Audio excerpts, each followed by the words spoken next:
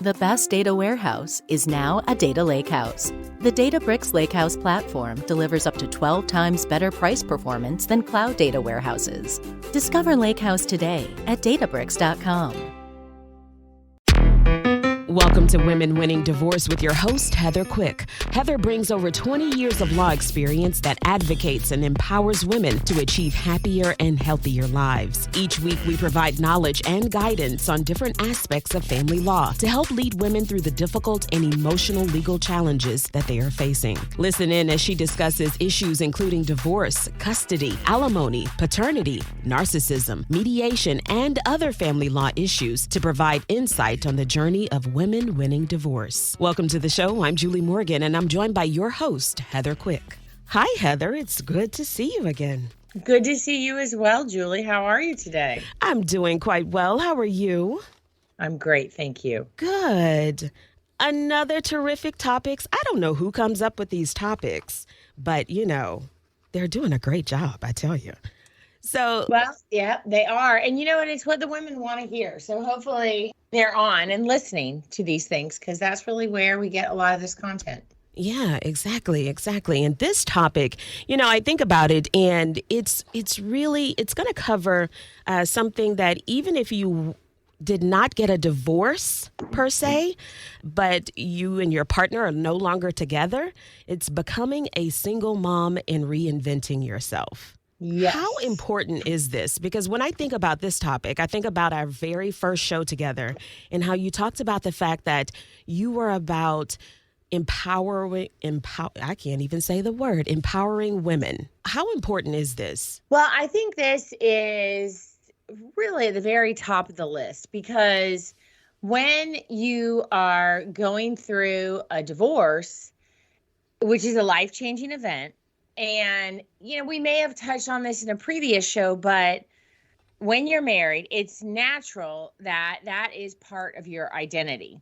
Just like being a mom is part of your identity, but being married is part of your identity, that you really, it's such a shift that shouldn't be underestimated, because now you may still be a mom, but now you are a single mom. And, however you identify with yourself as, or you identify as, like, I was married, now I'm single, you've got to really psychologically accept that, and hopefully in a positive way, that, this is all going to be okay. It's going to be different, but that doesn't mean it's going to be bad. And I was thinking that there's power in positive thinking as well.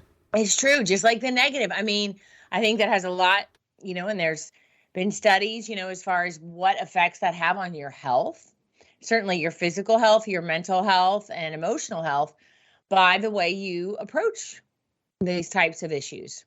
But I also think about this and I say, but it is normal to feel sad. It's a normal. Absolutely. I mean, it's going to be like a whole salad mix of emotions as you go through the divorce, and you're going to have a little bit of everything, and you're going to go back and forth, and seems like a roller coaster. And I think that is not only normal, but very healthy. Get them out. If you bottle it all in, where's it going to go?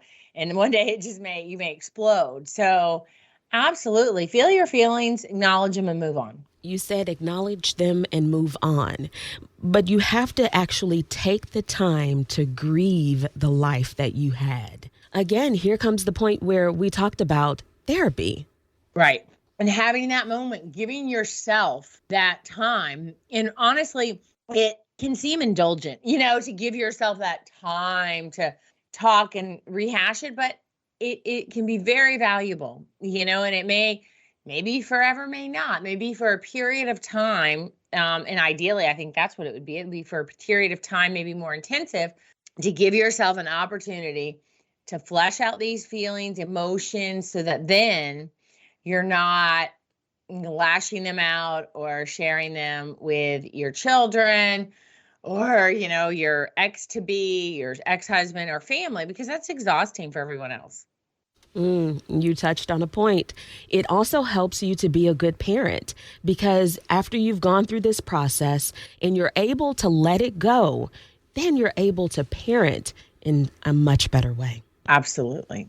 Absolutely. Yeah. And this also can strengthen your children as well, help them overcome any obstacles. Well, it is because they're going to look to you, both parents. They're going to look to you. Well, you can control how you show up for them. And so they're going to look to you. And I think knowing like, hey, everything's going to be okay. We still love you. And I am not an emotional wreck that you now have to take care of, because children will. Obviously kids look to feel like, oh, I've got to protect you. And there's not anything wrong with that. Like, I'm not saying, hey, kids should have those strong feelings for their parents, but in a sense of, hey, you're okay. Remember, I'm still a parent. I can still take care of you. You are being cared for. I have not, just fallen off the deep end and you're out there on your own. You're still letting them be children. It helps in that way, and not making them grow up too fast. Yeah, and they will, by nature of their experiencing a life event, maybe earlier than other kids, but we all do. We know that's life. Things happen, and it's maybe earlier than some of their other friends or kids. But, I believe if, as parents and as a mom, if you handle it in the best way possible and take care of yourself so you can take care of them, they're going to be fine. And they're going to have learned some important life skills that will help them. It will absolutely help them down the road and as adults. Something you have to consider, though, is will there be enough money to take care of me and the kids? Yes. And that, I would say, is probably the number one fear, concern for anyone going through a divorce, particularly women who are not the breadwinner. So that's something that, as their attorney, you help them with as far as getting to that number in order to help you to take care of the kids after the fact. Exactly. And so those numbers, yes, we work through with that. And many times this is, it can be it's usually always eye-opening if you're not, really involved with the bills or paying the bills and I will tell you, from whatever level of finances, it's still going to be a bit of a change. And that's where we help our clients. Like, okay, well, this is, your lifestyle. This is the money available. And this is what we get to count towards, say, alimony. Child support's a formula. We have to look at if it's an alimony case first. Then we look at child support. But everything, as you know from doing this for so long with us, it kind of all melds together, but it all does relate to one another. And that's where your attorney should be spending a lot of time with you and their staff. And like we do with the paralegals, like really working for the financials, understanding essentially what comes in now and what gets spent now, so that you have a clear picture. And then we can look at, this is what we see afterwards. And, this is what we expect to where the case will resolve itself, whether that's in an agreement or by a court, by the judge. And if you'd like to listen back to the shows on alimony, you can go to our website, womenwinningdivorce.com, to listen and also download and subscribe to the podcast. So in addition to money, you also have to think about shouldering those responsibilities, those daily responsibilities involving the kids and also the ones not involving the kids. Yeah, it's going to be a change. Now, I will tell you, for a majority of people getting divorced, in my experience, it is the fear of what it's going to be like is probably more so than really what it is, because the relationship hasn't been good. I mean, and even if, you're a woman, you're like, well, I didn't even want this. But then you come to the realization, hey, it wasn't that great. And, whatever was going on, we're adjusting, but now maybe there is more peace in the home. Actually, we didn't ever talk about this stuff before. So it's not like, I'm missing out on that. And actually, what a lot of women find is, why does he want to know all of this? He has never cared who the kids' teachers were, what they were doing in school, or the extracurricular activities I signed them up for. Now I have to get his permission, his agreement, So can you imagine now? That is a reality of a lot of things that there is almost more frustrating than the lack of talking about it. You know what? I didn't even think about that part. Because you possibly, the woman, the wife, possibly handled all of that, and he allowed that, right? That was the agreement. Loved it. He had benefited. He didn't have to make any decisions. He wasn't having to deal with the grades, all the emails from all the teachers on the school and the school events. And yeah, no, he got a pass. Yeah. Signing the papers just in case the child got a bad grade. Make sure your parents see this. He didn't have to deal with that. But now he does. Most likely not. Yeah. Doctor's visits, making sure the immunizations, the school forms the kids need. It is a lot. I didn't even think about that aspect of it because, and you know what? I wonder if men, do they think about it? I wonder. Well, I could offer a guess and I would say no.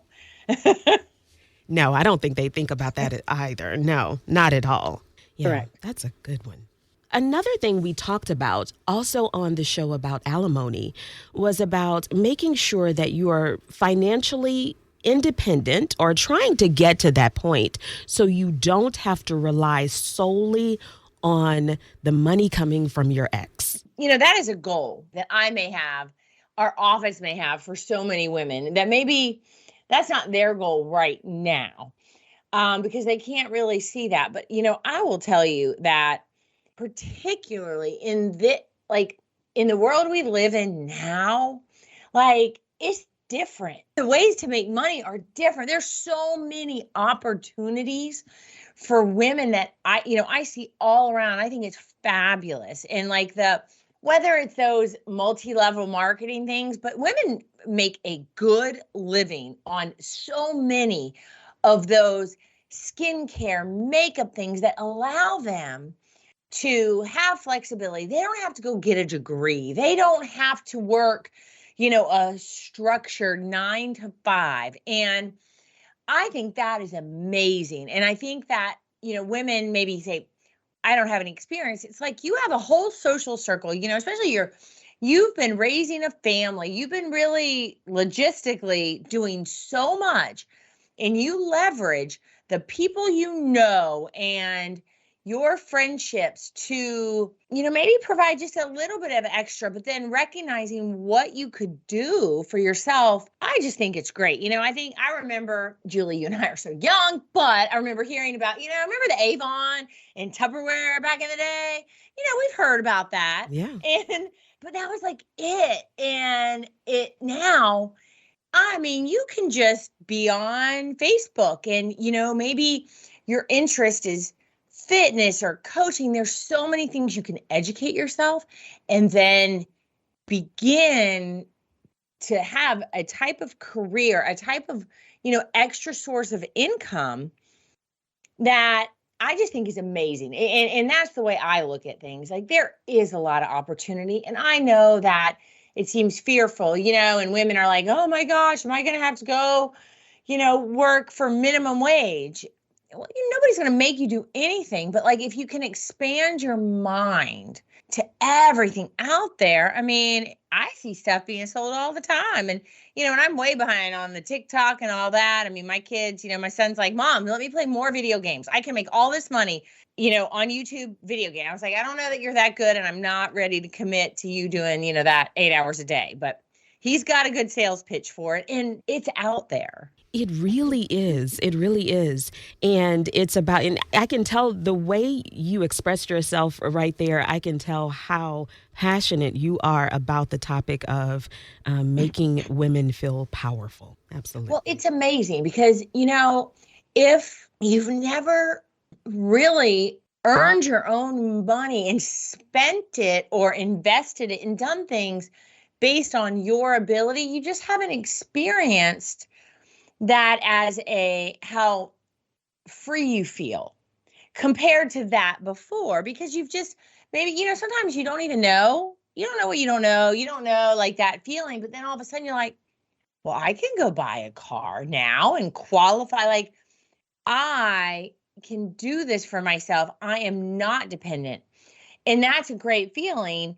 Even if you are married, to be able to hey, I can do and contribute because I get a sense of accomplishment on my own.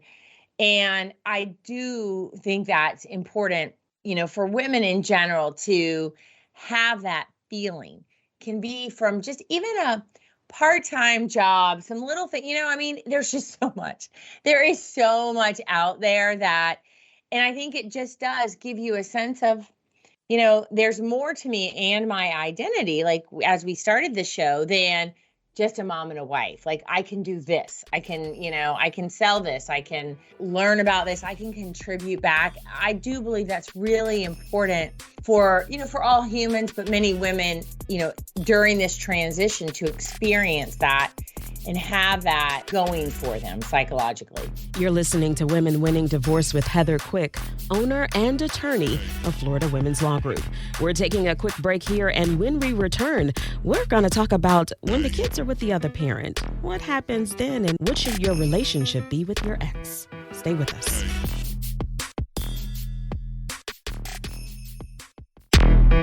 Welcome back to Women Winning Divorce with Heather Quick, owner and attorney of Florida Women's Law Group. So Heather, the kids, they have to go with the father at some point, right? We can't stop that from happening. No. And, obviously there's the extreme cases, but as far as the norm, no. And honestly, you don't want to. It's good for the kids. And the saddest thing, we're going to talk about co-parenting, which has its challenges, no doubt. But any woman listening to this whose children's father doesn't show up and doesn't make the time for them, they know that that's really hard too. So that is another thing that, we don't always think about that because we're like, it's so hard, but it's like, I promise you, you really don't want it the other way because of what your children's heartbreak is. When I let the kids go to spend time with their father, I shouldn't be afraid that something's going to happen to them all night, just staying up and trying to figure out, oh no, what did I do? Yeah, the time to have thought about that was before you had children with this person, I got to tell you. And I know that's not helpful advice because that ship has sailed. However, and that's the reality. And I get it. I have heard that on many, many occasions. And frankly, I would have felt the same way when my kids were little. I would have, because I've got this crazy, protective, just, so much love that it's scary to think that I'm not there. But even though we are both doing the same thing, which is sleeping at night, hoping they don't wake up, things like that. But that is just not productive. And you will drive yourself crazy. And you have to trust, hey, you did choose to have children with this person. Maybe there was something about yourself there that made that worthwhile. And I've heard it all the time. And they're not who they thought they were. And they don't know how to give the kids a bath. They're not going to feed them good food. And they're not going to put them to bed on time. And that's true.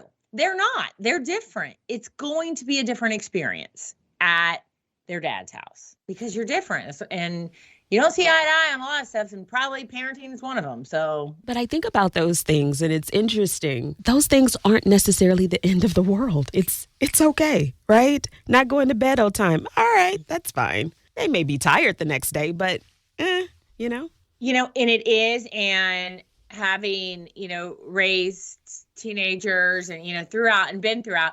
Hey, when they're younger and they stay up so late, they're really cranky. And then everybody has the tantrum that next evening, they're tired, but that just happened in life. It's kind of like if they went to see their grandparents for the weekend, they got way too much sugar and got to do whatever they want. And I recognize that. And I think particularly as women, I will say we expect them to do it the way we want to do it and the way we said to do it. And I think they intentionally do not. They do for a while there because maybe, it's like, no, we don't have to eat at, 6:30 and then bath time. We don't have to be on this rigid schedule because I'm not living with you anymore. And I love my kids and we're just going to do what we're going to do. And those are the types of things that drive most women crazy because it's different. And it's going to be an adjustment when they come home.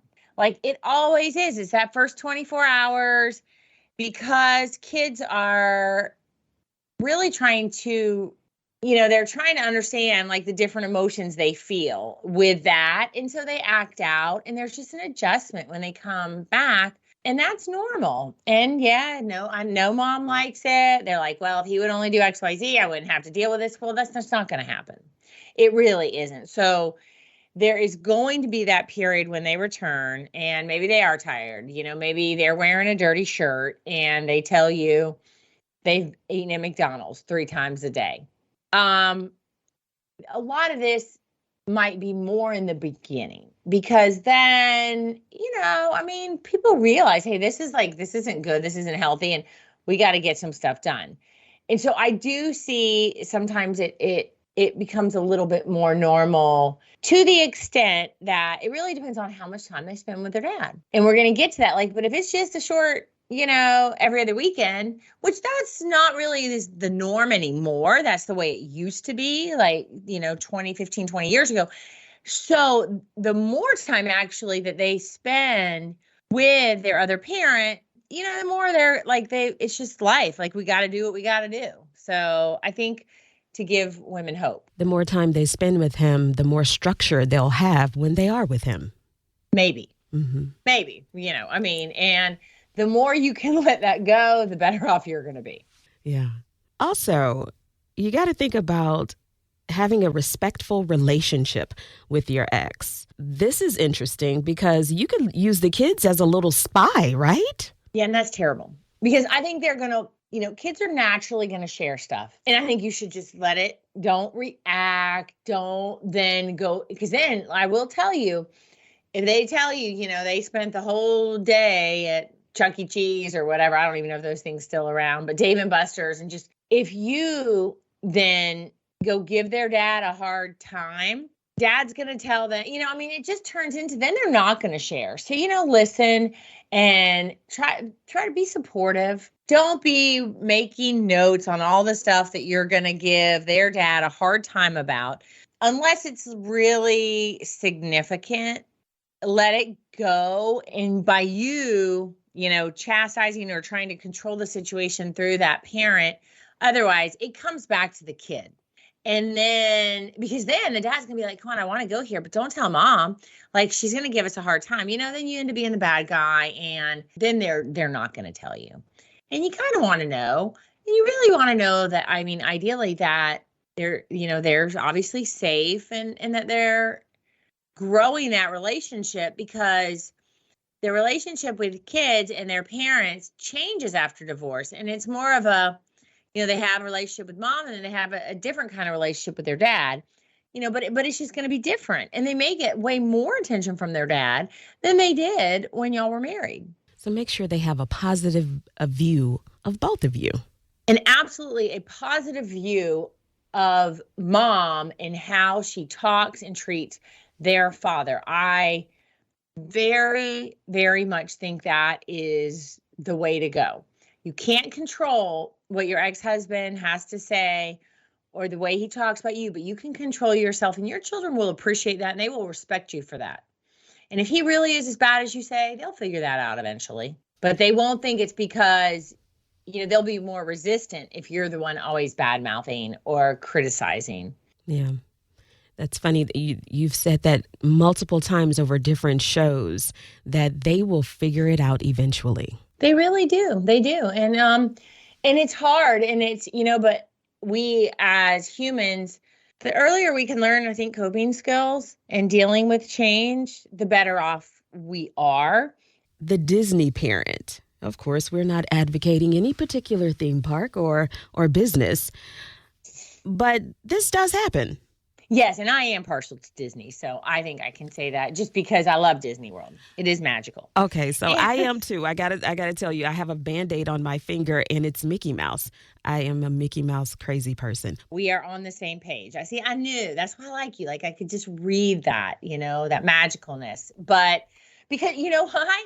Well, one, I know my parents took me when they were together, but then after, guess how many times I went to Disney World? Me and my brother with my dad.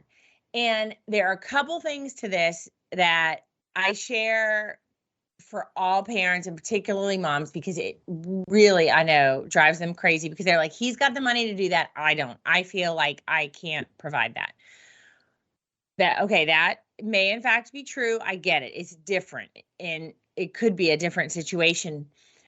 But, many times the dad is like, well, I don't know what to do. And this is a way I know how to show I love my kids and keep us occupied and have fun, because I left or I did whatever. I'm not there. And so I think that in truth is part of it. I really don't believe, and obviously every case is different, but I don't believe they're doing it. It's not about you as the mom. It's really not. They're not doing that to get back at you. And I know it feels like it. They're doing it because they're trying to build a relationship with their kids, and they're trying to figure out, what do we do if we only have a few days together? Because, I think where everybody thought, oh, it's the Disney dad, is back in the day when it was just every other weekend. It wasn't part of the school week where there's homework, there's, sports, there's things you just have to do. But a lot of times on the weekends there wasn't. And so it's kind of like, all right, think about the dad. He's like, all right, now I've got like a 2-bedroom apartment. We're not in the neighborhood with all your friends. If mom and you guys stayed there, it's going to be a different experience. And he's looking for ways to entertain the children and also build a relationship. It is rare that is sustainable for many years. It's kind of, you're going to see it in the beginning a lot more. And your kids are not like the worse off for it. There are so many other things that I think could be damaging. But of course, as I've told you, I went to Disney World a lot, so I don't really see that as the worst thing ever. No, I don't think it is at all. But a mom may look at it that way because she's thinking, I have to try to compete. Yes. And Julie, and I understand that, for these women, because I am ridiculously competitive in situations that nobody else is, they're like, we're not competing, but I'm like, oh yeah, it is like that. So I get it. Like I do, like, that's just the way I am. And it's not quite right, I'll tell you, but the more you can change that way of looking at it as a competition, the better off you're going to be. Honestly, I can really empathize with how that feels. And I know my mom felt that way, kind of, but we had trips, we had fun. They were different. And of course we went to Disney too. It's just understanding. So kids love stuff. Are you kidding me? Of course they do. But they do they know who stays up with them at night when they're sick, and they know who reads them their stories and cuddles with them. And like long term, I think what any parent wants is we want our kids to feel loved really by both parents. You do. You want your kids to feel, because that really affects the way they develop. So I understand that innate need to compete with everybody, and that who even aren't even competing with you. And that is, the sooner within a divorce that you can separate yourself from that or not look at it that way, the better off you are going to be. And that will be something that takes a conscious understanding of how you're approaching that and beginning to look at things differently. What's really interesting that keeps coming up without you actually saying it is that the father, he's just trying to do the best that he can. I do believe that, but everybody's best is different, because you've got the only tools you've got. And honestly, it is a lot based on the way you were raised, the way you grew up, your belief systems. And unless you're that small percentage, that's just not. And those people are out there. They are. And I'm not even going to say it's all dads or moms. There are people out there who just don't have this, and they're not trying to do the best they can, and they're not doing anything. But I think the majority of people, it's just also a better way to view and look at life and at your situation. Going back to, how do you want to live the rest of your life, and always going to be connected to this person by the children, like it or not. So, I know, oh, well, they're going to be 18 in 10 years. Okay. But then there's always somewhat of a connection because, the children are a part of both of you. So that's where the work is. And it's with you and the way you're going to resolve that. And, I just admire people who really work at it and women who really work on it. And they are happier and they have better relationships with their children. And that doesn't mean being best friends with your ex. That's not really required, at all. Another thing I thought about, though, the kids, they may try to use the situation. Girl, so much. Yeah. I mean, come on now. And I can say this because I have my lovingly little, 3 angels. And children are manipulative by nature. I mean, come on, from the very, very young age, they say, oh, if I cry, I get this. I mean, they are. And shoot, once they become teenagers, they know how to work the system. And that's normal. It really is normal behavior. And yeah, they're going to work you and work them. And the smarter they are and the better they get at it. And that's not them. And I'm not saying they're being deceitful or anything. They're just, working it. And they will maybe play one against the other because that's just what kids do. It's really not out, to hurt one person or the other. But yeah, you gotta stay tough and set the boundaries and be strong in who you are, and not that dad said this could happen. And that those are real issues that, you will deal with, I think, as a single parent, dealing with your ex really all through their childhood, adolescence. I mean, there's going to be dad said I could do this. And, sometimes then you're like, maybe you don't agree, or maybe you're concerned about the finances related to such an activity or trip. And yeah, it's just to us, again, we go back to co-parenting, and it's going to take really trying to communicate. And sometimes I think, it's going to go where, you get the final say. It's no, they're not doing this. And maybe sometimes it is him. There are going to be those situations. You're listening to Women Winning Divorce with Heather Quick, owner and attorney of Florida Women's Law Group. We're taking a quick break here, and when we return, we're going to talk about reinventing yourself.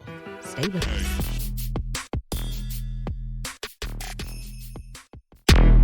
Welcome back to Women Winning Divorce with Heather Quick, owner and attorney of Florida Women's Law Group. Heather, this is a perfect time for women to reinvent themselves. Absolutely.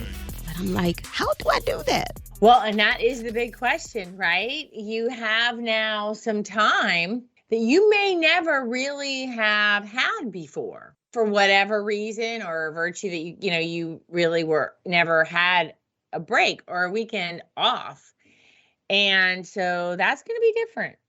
And it can be a great time for you to maybe figure out who you want to be and what you like. Maybe you've pushed aside all the things you like for so long, you don't even know. I just want to say preach. Yeah. No. Don't pay attention to me. But I mean, you think about this, you will have some time, right? So when the kids are with the father, you can do something new, try something new. Instead of sitting around, possibly sulking, right? You can try something new. Absolutely. And, and it's doesn't have to be like you go out skydiving. I mean, it does not have to be that big of I got to go do something like that. It can be maybe some type of new exercise. Like, oh, I've wanted to go to this yoga studio. Maybe now all these classes, you have the opportunity to go try new classes, new gyms, go for a walk on the beach, maybe just sit and read a book at the beach, because most likely 4 years at the pool or at the beach, you're not sitting there reading a book. You're watching your kids make sure they don't drown. So now you could go and just indulge and just read a book outside if you like the outside without that other responsibility. Sit there and relax. I thought about that. It's possible that you may have associated, I don't like this because I have to do this at a particular time. Why not try it again when you don't have that responsibility? Exactly, because you may look different, and that may have been some time ago, and things are different now. One, and not everybody likes to read. I love to read for fun. And, I read a lot of business books, self-help books, but just a lot of novels. And, and that is like one of like such a treat. If I can go to the beach, because I do love, going to the beach, being out in the sun and just read a book and not have to watch anybody. That is a luxury for me that doesn't cost much money at all, really. And it's just peaceful. And so find what that is. Maybe it's just a nice walk and somewhere different, or a bike ride. So it doesn't always have to be an exercise or anything. I love being outside in Florida. We have that opportunity all the time. But you know what also can be amazing? And I know this is something, we're going to talk about, but like painting. And I'm not talking like paint a wall or something.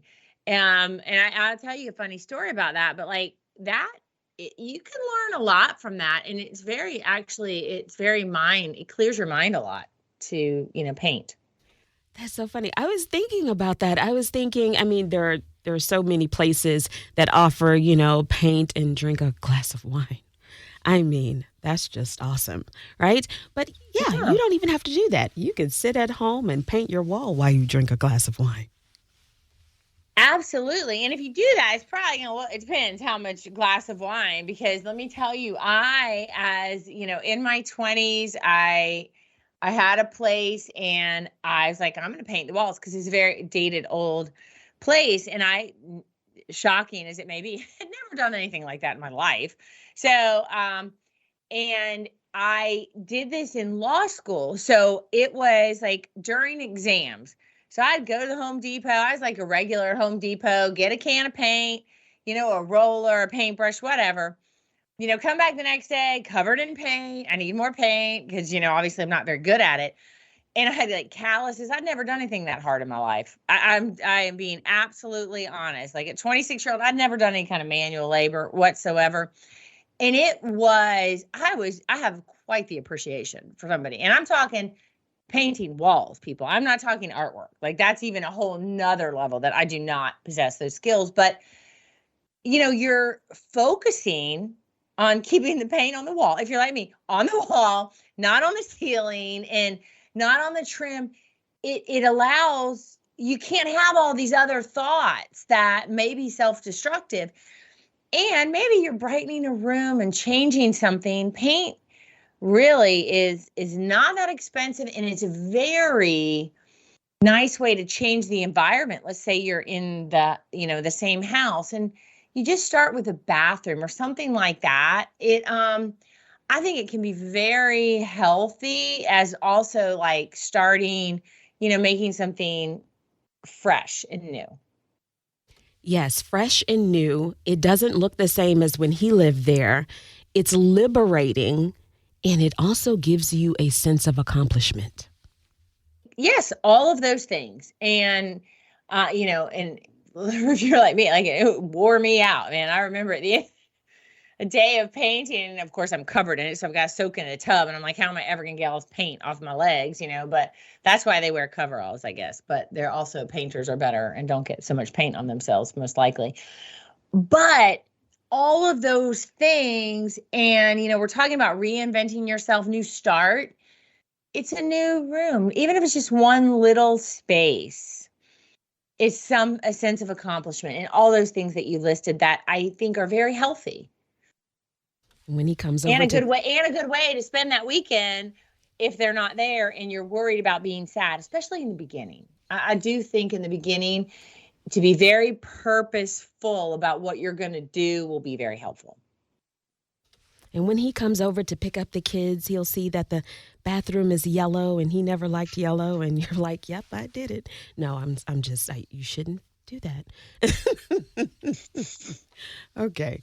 Oh boy. Yes, I'm not helping. Anyway, so. Oh, you are, because that's natural. But you know what? You're making decisions now that you can make on your own, and you do not have to get consensus or agreement. That's what I was thinking. Another thing, but you have this peace and quiet, right? You could go to the beach sit down, read a book. But as a parent, you may feel guilty about doing that because you don't have the kids with you. But you should take that time. That's right. I agree. And don't, yes, you can have that guilt, but isn't that better than being sad and you enjoyed yourself? So I think it's a process. It is a process. And for every woman, it's going to be different. And I think, that's at least helpful to that they know, in your approach, you say it's going to be different. It might be harder for you on some days, easier on others. And the more I think secure in how you feel about your relationship with your children, that I think the easier that's going to be. And it's going to get easier as time goes on. But it doesn't feel like it at the beginning, that it's going to get easier. Right. Just like exercising. You're like, are you kidding me? Whew. You run a quarter mile, you're like, it's not going to get any easier, but you work it up on it and it does. Yeah. You build your endurance. Exactly. Absolutely. Yeah. This is a good time to make new friends as well. Yes, because you may be in new situations where you're not with couples as much, or maybe some of your friends previously, it's just different.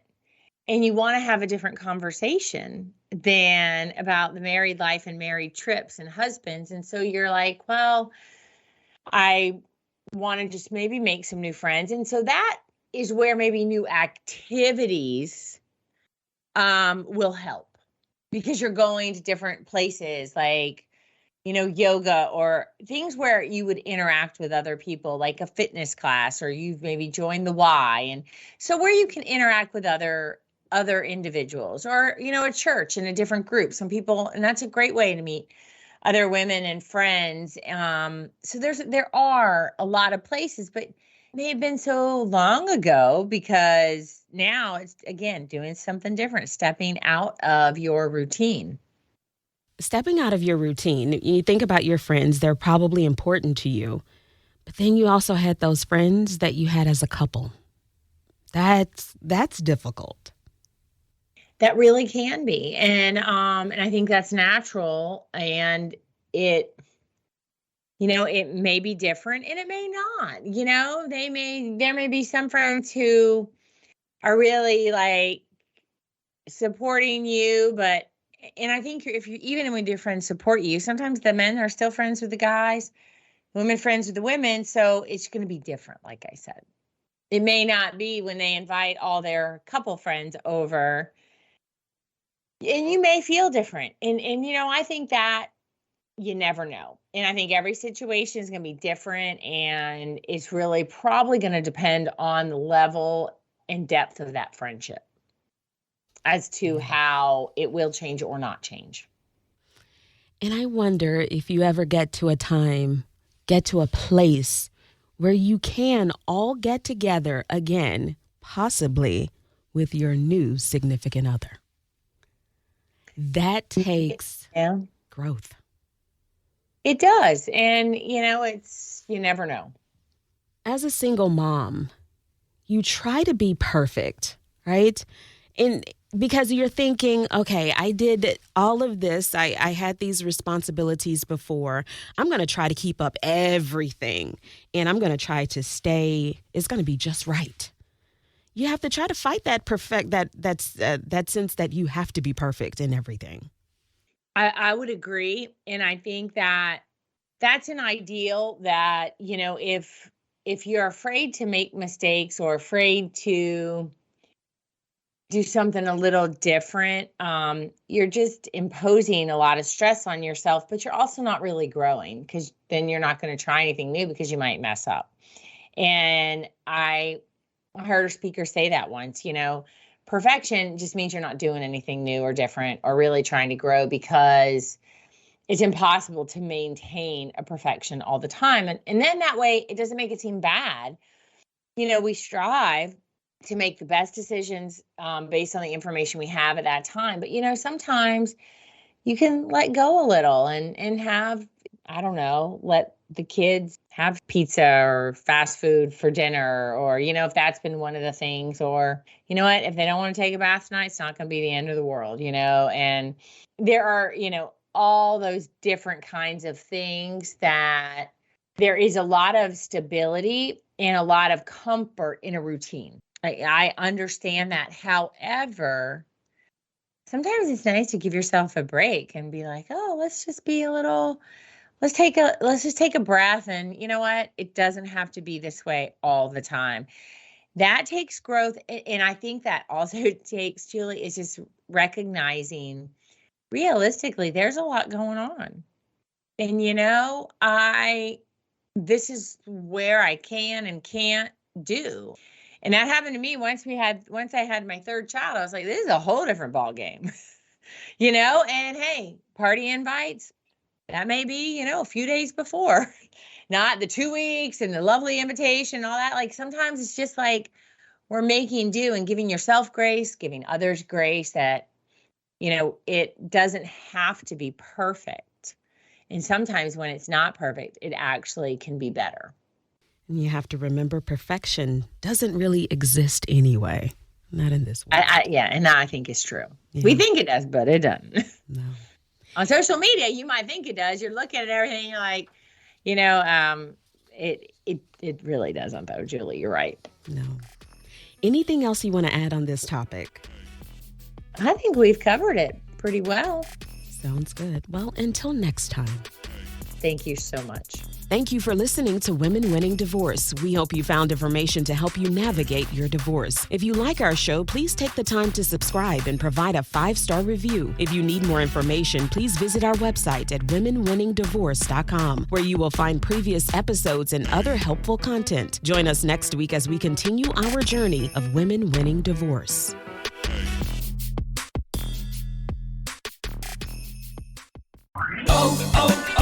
O'Reilly. Change your vehicle's oil before your summer road trip and save money now with Pennzoil and O'Reilly Auto Parts. Right now, get 5 quarts of Pennzoil Platinum Full Synthetic for just $22.95 after mail-in rebate. Save money and protect your engine against sludge and wear with the synthetic oil change. Stop by your local O'Reilly Auto Parts today or O'ReillyAuto.com.